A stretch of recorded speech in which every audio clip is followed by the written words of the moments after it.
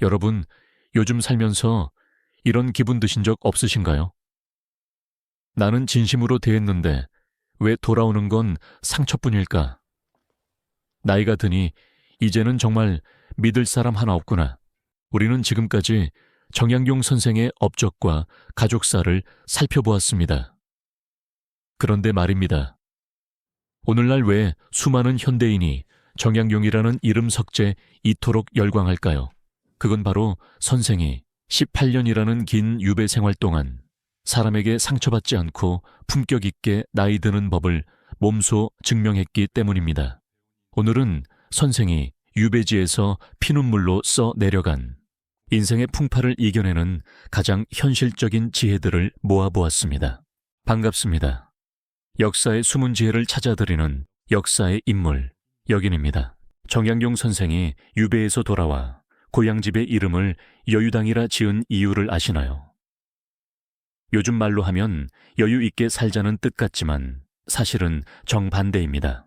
노자의 도덕경에 나오는 말로 겨울에 시내를 건너듯 조심하고 사방의 이웃을 두려워하듯 경계하라는 뜻입니다. 선생은 18년 유배를 겪으며 뼈저리게 깨달았습니다. 내가 내뱉은 말 한마디가 화살이 되어 내 가족의 심장을 찌를 수 있다는 사실을 말이죠. 그래서 선생은 말이 통하지 않는 사람은 굳이 이해시키려 애쓰지 말라고 단호하게 말합니다. 특히 우리 나이엔 사생활을 감추는 것이 기술입니다. 선생이 아들들에게 보낸 편지에는 이런 내용이 나옵니다.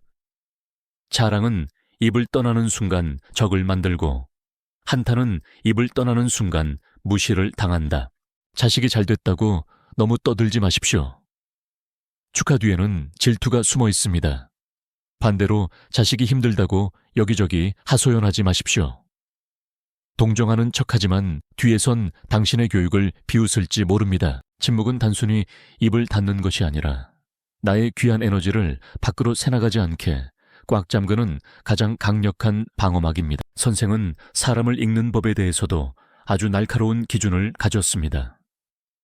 선생은 목민심서에서 공직자의 도리를 말했지만 사실 그 안엔 사람을 꿰뚫어 보는 법이 가득합니다. 진짜 내 편을 알고 싶다면 두 가지를 보라고 하셨죠. 첫째는 음식을 대하는 태도입니다. 정약용 선생은 유배지에서 가난한 이들과 부유한 이들을 고루 만나며 관찰했습니다. 사람은 배가 고플 때 그리고 맛있는 것 앞에서 본색이 나옵니다. 젓가락 하나를 놀릴 때도 상대를 배려하는지 아니면 허겁지겁 제 입만 채우는지 보십시오. 선생은 사소한 반찬 하나에 일일비하고 탐욕을 부리는 자는 인생의 큰 시련 앞에서도 반드시 제 입속만 차리고 당신을 배신할 자라고 경고했습니다. 둘째는 돈을 다루는 습관입니다. 선생은 돈은 인간의 가면을 벗기는 가장 확실한 도구라고 했습니다.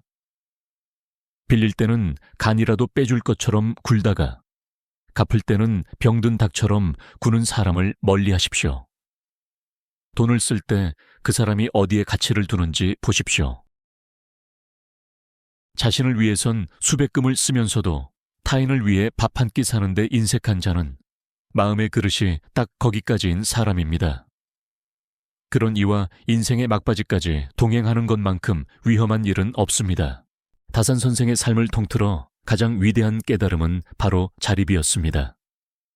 선생은 자식들에게 보낸 편지에서 이런 명언을 남깁니다. 천하 만물 가운데 굳이 지킬 것이 없지만 오직 나만은 지켜야 한다. 나라는 존재는 잃어버리기 가장 쉽기 때문이다. 나이가 들수록 우리는 자꾸 누군가에게 기대고 싶어집니다. 자식에게 올인하고 배우자만 바라보죠. 하지만 선생은 유배지 강진의 낡은 초당에서 혼자 붓을 들며 증명했습니다. 결국 기댈 곳은 오직 나 자신뿐이라는 것을요. 선생이 강조한 노후의 든든한 버팀목은 세 가지입니다. 첫째는 독서입니다. 선생은 오직 독서야말로 인간이 짐승으로 떨어지는 것을 막아주는 유일한 일이라 했습니다. 눈이 침침해져도 책을 놓지 마십시오. 책 속의 성현들은 배신하지 않는 가장 좋은 친구가 됩니다. 둘째는 품성입니다. 세월이 흘러 권력이 사라지고 돈이 줄어도 단단하게 닦인 인격은 그 자체로 빛나는 훈장이 됩니다. 셋째는 독립심입니다. 남에게 대접받으려 애쓰지 말고 스스로를 대접하십시오. 선생은 18년의 유배 기간을 버려진 시간이 아니라 나를 완성하는 시간으로 뒤바꿨습니다. 세상이 나를 무시할수록 나를 더 귀하게 여긴 것이죠. 여러분, 정약용 선생은 우리에게 온몸으로 말씀하십니다. 세상이 너를 버릴 수는 있어도 네가 너 스스로를 버리지 않는다면 인생에 실패란 없다. 실제로 선생은 유배가 풀려 고향으로 돌아온 날, 마침 부인과의 결혼 60주년인 회홀린 날에 눈을 감으셨습니다. 자신의 할 일을 다 마치고 평온하게 마무리를 지으신 겁니다.